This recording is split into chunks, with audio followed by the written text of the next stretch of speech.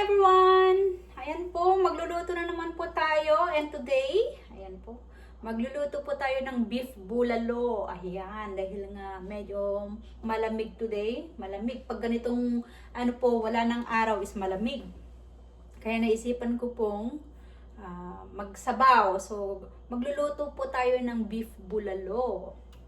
So, ito po, meron po tayo ditong beef shank. Pinapakulaan na po natin dahil nga medyo matagal dahil papalambutin po natin. Mga 1 hour and a half para maging tender po yung ating beef shank. Tapos, ito po yung ating mga gulay. Meron po tayo ditong corn na isa, tapos hinati. Frozen po ito dahil nga pag summer, pag season, bumibili ako tapos kinakat ko lang para pag ganito winter, magagamit natin. At meron po tayo itong dahon ng pechay. And ayan, meron po tayong yung stem po ng pechay, ayan. Tapos green beans. And dagdagan po natin ng zucchini dahil nga mahilig sa gulay. So ayan. And of course, meron po tayo ditong green onions. Isasama natin yan pang dagdag aroma or taste. Tapos mamaya dagdagan natin. Ito po nilagyan ko na po ng ng onion and peppercorn.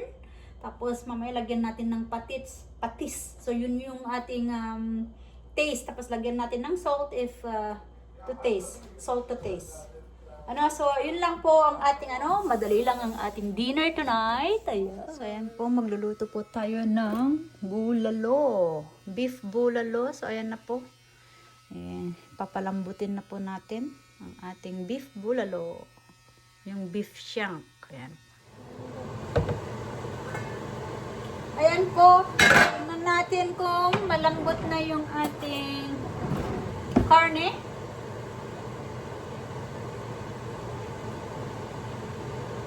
Ay, malambot na. Ayan. Tender na po yung ating meat. Wow. Ayan po, malambot na. So, lagyan natin ng patis. Ayan.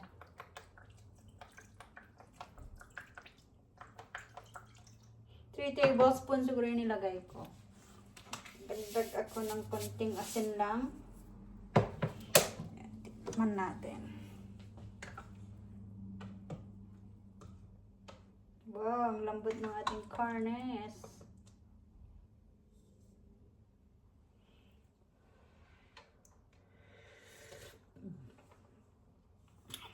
Oh. Napaso yung aking dila.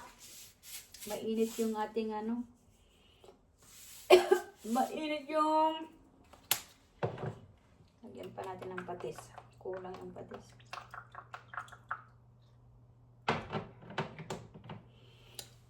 Napaso yung aking dila.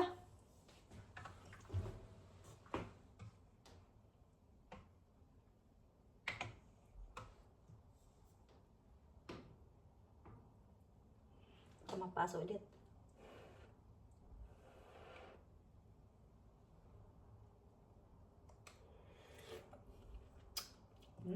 Tasty. Very tasty. So, ilagay na po natin yung corn.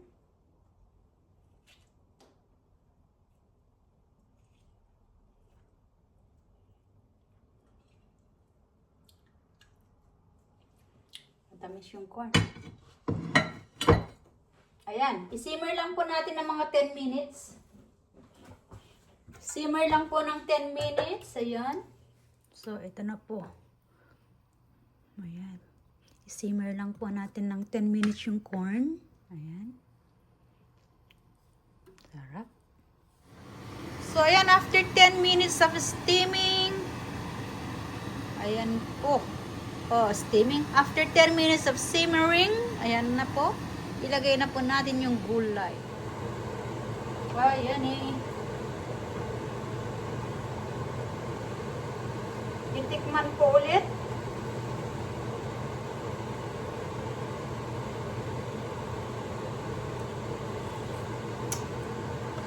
Wow! Sabaw pa lang po, ang sarap na.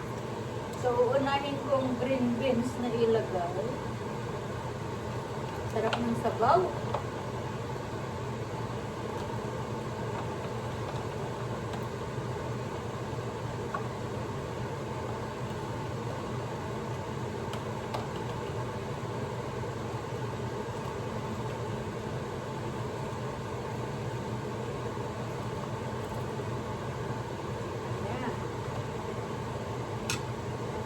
Lang natin ito ng mga 2 minutes.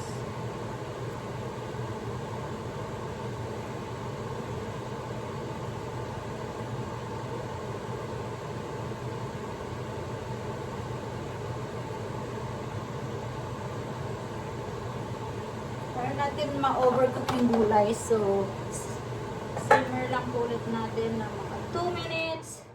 Yan. So, ayan po, after 2 minutes, ayan, ilagay na po natin yung ibang gulay, which is itong dahon. Ilagay na po natin. Wow! Punong-puno na naman ang ating pot. Mukhang hindi po magkakasya.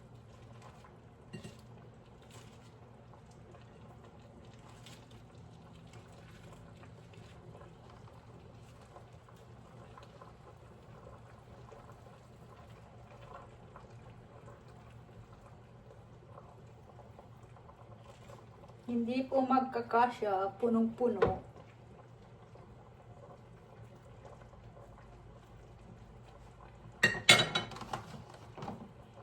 Maglagay tayo ng zucchini kasi dagdag gulay. Diba? Pag mahilig ka sa gulay yan, hindi natin lagay lahat yung zucchini kasi punong-puno po, hindi magkasya. So,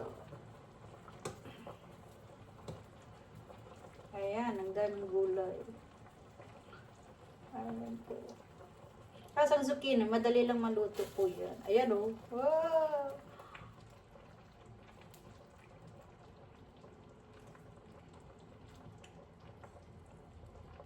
Ayan, luto na. Ang gulay.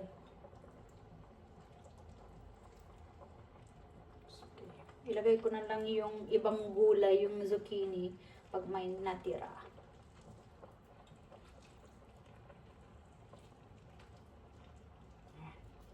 Okay na yan. Kasi ilagay na natin yung ito. Gusto ko ilagay ito. Green onion.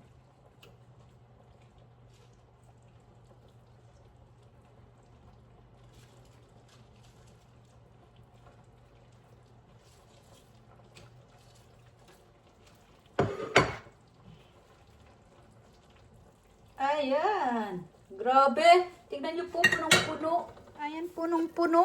Punong-puno po yung ating pot. Ayan. Oh, diba?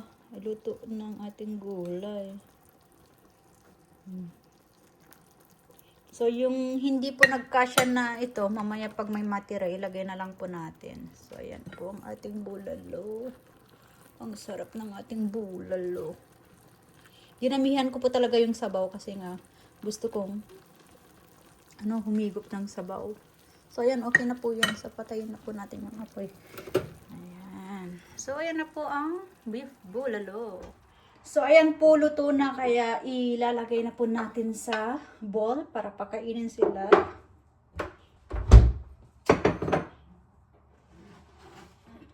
Oh, punong-puno.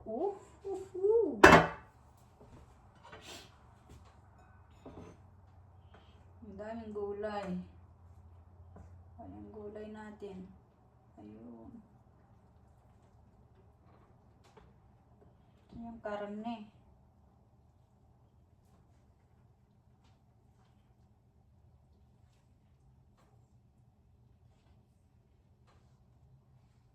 Oh, tingnan niyo po yung karne. Ang laki.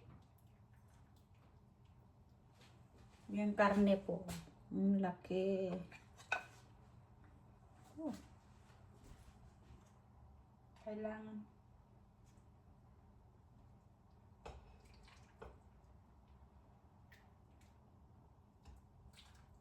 Oh, ito namang sabaw. Oh.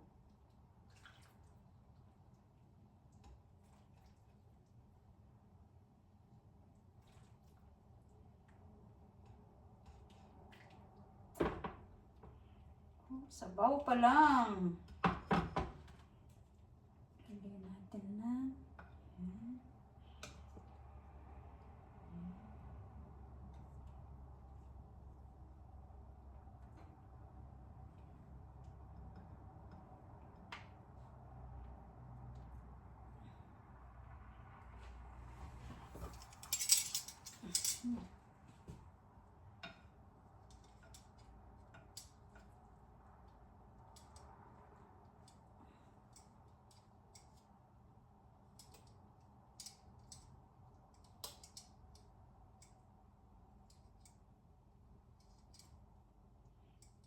Okay, good.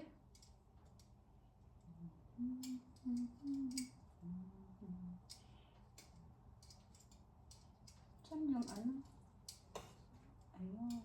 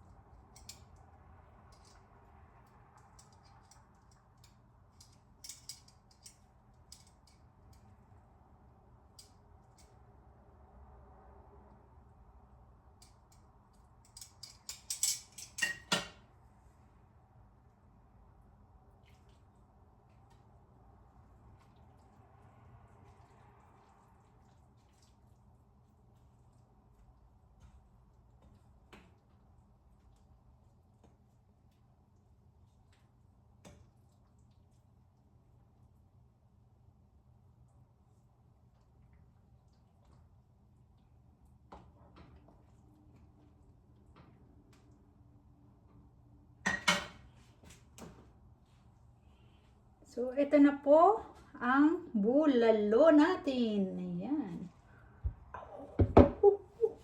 Ang init-init. Sobrang init po. Mainit. So, ito na po yung ating beef bulalo. Ayan na. Nakahanda na po. Ayan. Ang dami. Ayan po. Ayan, ready na po.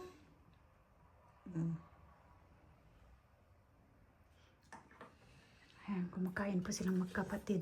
Malamig po, kaya ayaw tanggalin ni Kuya yung kanyang bonnet. So, pasensya po. Kahit sabihin kong tanggalin, ayaw po tanggalin. Kasi malamig daw. So, ayan. Nag-e-enjoy po ng bulalo. Ayan. Gutom na gutom yung maliit. Ayan.